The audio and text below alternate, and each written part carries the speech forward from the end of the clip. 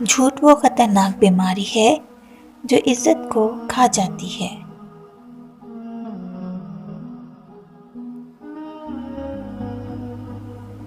अगर तुम अमीर बनना चाहते हो तो अपने फुर्सत के लम्हात को ज़ाया मत करो।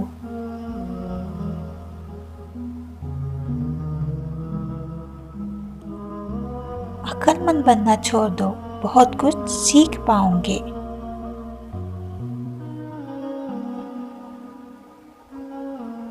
खामोशियाँ कभी कभी बहुत तफसील से जवाब देती है।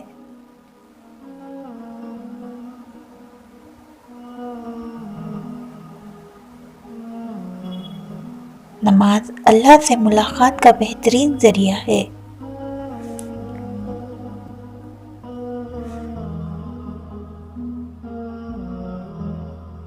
सबसे बड़ा रोग क्या कहेंगे लोग।